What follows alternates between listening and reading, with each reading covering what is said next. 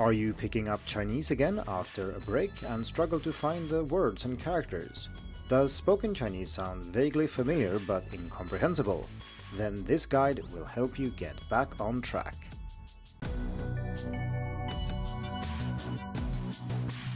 Hello and welcome to the Hacking Chinese podcast. In this week's episode, we are going to talk about getting back on track with Chinese after taking a break. Maybe you got too busy with other things, maybe you lost interest for a while, maybe something else. It doesn't matter. The point is that now you're getting back into Chinese, but of course when you use the language, such as when you speak, you will find that there are words that you once knew, but now that you need them, they will betray you and just leave holes in your sentences, and it will be very difficult or frustrating to communicate. The same goes for listening, of course. Everything will sound very familiar, but maybe it's too fast, everything is connected, and you simply don't have time to figure out what's what and connect things to words that you once knew. The worst hit area after taking a break is probably handwriting, and this is because we as foreigners, when we learn Chinese, we don't lay a very solid foundation for handwriting. We don't spend thousands of hours, maybe we just learn them for 听写 in class or just for specific purposes. And that is simply not enough to remember characters over time, especially not when you take breaks. So these are some of the things I want to talk about in this week's episode. So you've taken a break from Chinese and you're now trying to pick it back up again. And when I say break here, I don't mean that you just went on vacation for a week or two and didn't study properly. I mean a longer break, maybe longer than a summer vacation, maybe a few months, maybe many years, I don't know. But I'm not talking about very short breaks, but longer breaks that really kind of makes you question if you are learning the language from scratch again, or if you actually are reviving something that's already there. And that's the way it feels when you first start picking up a language again, because you might have left it for so long that it feels like you don't know anything and you're a beginner again. This is not the case though, so even if it feels very frustrating when you first start, just persevering and keeping on going will actually work quite well, and you will learn much faster than you did the first time. It will still feel very frustrating in the beginning, especially since you're comparing with the level you had before. And that is of course also something that influences the discussion today. How much Chinese did you know before you took this break? It's obviously quite different if you studied for one semester 20 years ago, or if you studied for 10 years and then took a 5-year break. Those situations are not really comparable, but in this episode I will try to stick to things that I think are generally true when picking up a language after taking such a long break. To help organize the discussion, I will use Paul Nation's 4 strands, and I will not go into great detail into each here, and we already did that in a previous episode when we talked about balancing language skills in relation to language logging, and that was episode 42 of the podcast, and I've also put a link in the description. If you're not familiar with the 4 strands, don't worry, I will introduce them briefly. I just wanted to mention that we have talked about this before on the podcast. So I will now talk about the strands in the order I think that they are important and in the order that you should use them when picking up Chinese again after taking a break. So the first type of learning you should focus on is meaning-focused input. And this is actually not specific to picking a language up again. This is true when you're learning it in the first place too, but it bears repeating here. So meaning-focused input is when you listen to something or read something with the main goal of understanding what's going on. The goal is not to learn grammar, it's not to learn new words, it's just to understand what's going on. And in order for this to work, there needs to be a high level of understanding. So this is what you'd call comprehensible input, and it goes, of course, for both listening and reading. This is actually something I've done recently, not for Chinese because I haven't taken a break there, but for French, and I studied French in high school, and that was 20 years ago now, so I have forgotten most of my French, and when I was in France a few years ago, I literally couldn't say anything. I could still understand a lot of what other people said, but speaking myself simply didn't work. I had kind of replaced this with Chinese, so everything I could think of was the Chinese word for what I wanted to say. So I had enough earlier this year and thought, oh, I need to do something about this, so I decided to get back to French. So what I did was meaning-focused input, and in my case this means mainly listening, because that's a very practical and easy way to get lots of input without spending much dedicated time. I listen to French podcasts when I'm out running, when I'm doing things at home, and so on and so forth. So I listen as much as I can, and I try to make sure to pick things where I stand a reasonable chance of understanding what's going on. That is crucial. Of course, since I have taken a 20-year break in this case, and if you're picking up Chinese after a few years or something, you won't be able to understand things that you once were able to understand. And I don't mean that you should pick something where you understand everything now, because that's going to be maybe nothing since you haven't studied for such a long time. Instead, I'm saying that you should listen to, or read if that's what you're doing, language that you could have made sense of before the break. And can be sometimes be hard. If you kept listening material from back then, well, that's one way to do it, or otherwise you just have to guess a little bit. You can, of course, use scaffolding of various forms, such as using transcripts for spoken language and so on, but I do suggest that you really try just listening and understanding as much as possible. And the way to figure out how much you should listen is just to listen to something over and over until you don't learn anything new from listening to it. So if you understand maybe 30% the first time, and then you listen again and you find, oh, this time I got a few more words, maybe I'm up to 40%. And you keep listening, but then say at 80% you get stuck. There are just some things you don't get. Then you can just stop and move on to something else. The point here is not to get to full comprehension and really study something, learn all the new words and so on. That's not the point. You're just trying to get your brain back to Chinese mode. Of course, you can do the same thing for reading, and here it's maybe easier to scaffold. You can use, say, pop-up dictionaries to make it really easy to look up words you don't know and things like that. And the point here is, again, that you shouldn't really study these things. You shouldn't try to learn anything new. Just try to go through the text, try to understand as much as you can to switch your brain back to Chinese mode. Now, this process itself is very simple, i.e. it's easy to explain. Just listen as much as you can, read as much as you can, and try to make sense of what you hear and read. But as we all know, simple solutions are not necessarily easy to implement, and the problem here is that this will require some courage and some persistence. It will feel awful to listen to something that you understand that, yeah, I should know what they're saying, but I don't understand anything maybe, or just a little bit. Or when you read, most of the characters feel unfamiliar, but you know you've studied most of these things before, and you will feel a certain sense of loss here. You've maybe wasted time doing other things, or you're not happy that you took this break, and now you realize how far behind you are. And that is okay. Let those feelings pass and then move on. It's not helpful to be angry at yourself or to regret that you did something in the past. That's all in the past. You can't do anything about it. So just move on. Focus on what you do understand and get as much meaning-focused input as possible.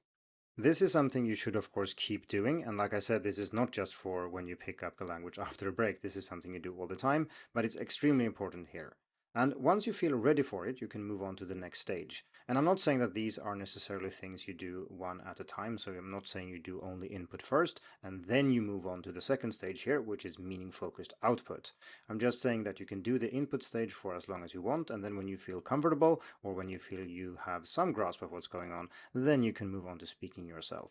This is also partly determined by your situation. Do you have people to speak Chinese with? Do you need to go and find them actively? Do you even need to pay for them? And what kind of person are you? Do you want to get to speaking very quickly, or are you okay with listening for a while? For example, I don't mind spending a few weeks or even months just listening to French and then moving on to speaking. I'm not in a hurry here. I'd rather listen a bit more, activate more of what I used to know, and then move on to speaking. But then again, you might be very eager to get back to speaking Chinese and you might have people you want to talk to, and then of course you should do that. Again, here the focus is on meaning. It's meaning-focused output, not just speaking or writing in general. And now you might think, hey, Ola, isn't that the point of speaking and writing, to communicate with other people? Don't we do that all the time? And the answer is, of course, yes, we do in normal life. And we rarely talk about things where both people involved in the conversation know everything in advance. I mean, there are exceptions. Maybe we say, it's a nice day, or you're very tall, or oh dear, you seem to have fallen down a 30-foot hole, or something like that, even though that should be very obvious from context. But normally we do communicate meaning when we talk with people. However, this is not necessarily the case in classrooms, so if you're with a teacher or if you're using activities from, say, a textbook, many of them actually don't include any kind of communication. Of course, if you don't know my name and you don't know where I'm from, and I tell you that in Chinese, that counts as real communication because you didn't know the answer in advance and I had to use Chinese to convey that information to you. But if we're just reading a dialogue in a textbook, or you're just saying something that the teacher already knows, you're not using Chinese to communicate, you're just practicing based on a script, and that is not communication. So in fact, many of the classroom activities that we engage in normally in formal education don't really count as communication. And one way to check if we are talking about real communication is to see if there is an information gap. Am I saying something that is not obvious or known to the listener? Or when I'm listening, is the other person saying something I don't already know? And if that's the case, then we are talking about actual communication. Meaning focused here also means that you're not focusing on form. You don't really care about pronunciation, your handwriting, exactly how you say write a specific character or minor grammar issues. As long as you can communicate and make yourself understood or understand someone else, that's enough. If you are hiring a tutor and you want to practice speaking, this can actually be quite hard because most teachers have this idea that their duty is to point out all the mistakes that you're making, teach you lots of new words and new grammar, but this is not what you want here. You want to focus on meaning, you want to focus on communication. You might still want to hire a tutor though, because they can be very good at adjusting their language to talk about topics that you want to talk about and that you can talk about in Chinese, and they can also be good at rephrasing things, giving you multiple options when it comes to understanding something, or helping you out occasionally when you really need it. If you use a tutor for this, I suggest that you talk to them about this at the very beginning, because they will try to teach you new words, they will try to do their jobs, as it were, but you're actually mostly interested in a good conversation partner that can help you out. And if you don't explain this, they will have no chance of giving you what you actually want, so do make sure you do that. I also wrote about this and related issues in an article called Training Your Chinese Teacher, Part 2, Speaking Ability, and of course there are other parts in that series which deal with listening ability and so on, so you can check it out in the description. So we have now covered meaning-focused input and meaning-focused output. And the next strand might or might not be very important depending on how you define things, but it is fluency development. So in Nation's model, this is essentially where you use what you know and you get better at using it. You get quicker, you get more fluent. And in our case, we can either say that, okay, we used to know all these things, so actually everything we were talking about here is fluency development. Seems a little bit backwards to me, but still. Or you can say that, hey, I don't know anything, so what we're doing here is not fluency development at all, because they are all new things. Or we can just ignore this and say that fluency development doesn't really describe what we're doing here, because I think that meaning-focused input and meaning-focused output that we already talked about cover the main activities that you need to do. So we can just skip fluency development for now. Or maybe not skip it, but we can realize that that's baked into the others. The fourth strand, and remember that I'm doing this in the order that I think that they are useful for our discussion here, is language-focused learning. And that would be most things you associate with classroom learning in general. So it would be learning about grammar, learning about Chinese characters, vocabulary, pronunciation practice, and so on. Essentially all the things that I said you shouldn't do in meaning-focused input and output, these are counted as language-focused learning. And I put this last because you really don't need this when you're trying to pick up Chinese after taking a longer break. You know much more about the language than you can use, so what you want to focus on is activating what you already knew. You don't need to study grammar, you don't need to study anything explicitly, just make sure you get enough input and the rest will follow. And of course, it could be argued that this is the way you should learn a language when you learn it the first time too, but I think it makes extra sense here. When you later run into things that you think, hey, now I understand everything that's going on here and I really want to move on, but there is some grammar thing or something related to pronunciation or something, you spot an error or a mistake or something that you want to work on, then you can do this. But this should come much later after you've recovered the bulk of the skill that you used to have.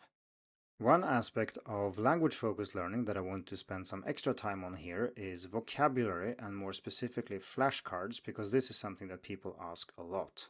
So many of you will be familiar with apps like Skritter, Anki, or Pleco for learning characters and words and so on. And these are flashcard apps or spaced repetition software. And being software, they don't feel compassion and they have no mercy on you. So when you open them up after taking, I don't know, several months or years off, they might tell you that you have 9,000 reviews due, or even more than that maybe, depending of course on how much you use these apps before you took the break. And then you have a problem. What are you going to do with this huge pile of flashcards that you're supposed to review? Well, the first thing is to not get angry at the app itself. The app just reflects the decay that has taken place in your memory for these characters, provided that you have actually taken a break, obviously.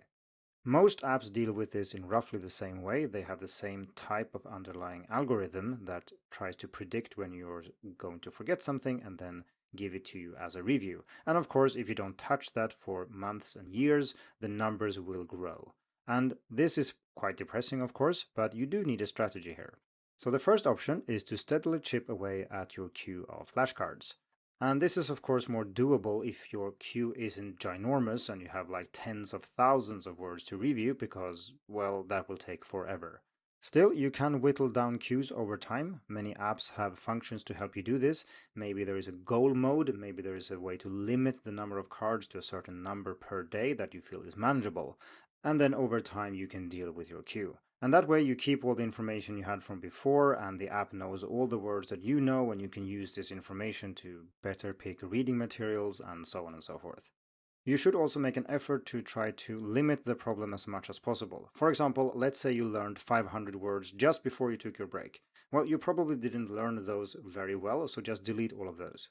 You can also try to catch up on specific areas first or specific skills first. And here you can use the list of strands we talked about earlier and the priority here. So you'd start with listening and reading, input of course, and then after that you deal with output. And at the very, very end you deal with things like handwriting. And of course this depends on what app you're using and your mileage may vary. The problem here is actually similar to that if you have too many flashcards normally, I mean without taking a break, and that is something I have written about on Hacking Chinese in the article Overcoming the Problem of Having Too Many Chinese Words to Learn, link in the description. Now, the second option is the nuclear option, which is to reset everything and start from scratch. Just throw everything you had in your flashcard app away and start from scratch. This can feel rather scary, and it used to be something I didn't like, and I thought that this option was too drastic and that I would lose too much information by doing so. That was when I had studied Chinese for a few years, and now I've studied Chinese for 15 years, and I think that resetting or deleting everything is perfectly fine. You don't need to worry about losing important information or that you will miss words that were very important or something like that, because if the words were important or high frequency, they will come back again, and you can add them if you need them. There will be many words you don't need to add, maybe because they are so obvious these days that you don't need them, or because maybe they weren't that important in the first place. So if you have a queue that is simply unmanageable, just get rid of it. And of course, I've written about this already in a separate article called Is Your Flashcard Deck Too Big for Your Own Good? And I've also put a link to that in the description. So to summarize what we have said in this episode, I think that the best way to get back into Chinese after taking a break is to first spend a lot of time on meaning-focused input, so listening and reading with the intent of understanding as much as you can, without caring too much about the details. When you feel ready or the situation is right, feel free to start focusing on meaning-focused output. So that would be speaking and writing with the intent of communication, not just reading a dialogue or something, but actually conveying information you find important or interesting to other people and hearing what they have to say about it. Once you've done these two for a while, you will have recovered most of what you knew, of course not everything, but you will be able to do most of the things that you were able to do before. Then you will identify certain issues, maybe with pronunciation, maybe grammar, or you need to understand characters better or something else. And then by all means you can do language-focused learning as well. As usual, I'm interested to hear what you have to say about this, especially since the situation differs quite a lot depending on how long your break was and how much Chinese you knew before you took that break. So if you've taken a break from Chinese and gotten back into it, or that's what you're doing right now, head over to Hacking Chinese and leave a comment. Thank you for tuning in to the Hacking Chinese podcast. If you like this episode, please share it. More information and inspiration about learning and teaching Chinese can be found at hackingchinese.com. See you in the next episode, and until then, good luck with your studies.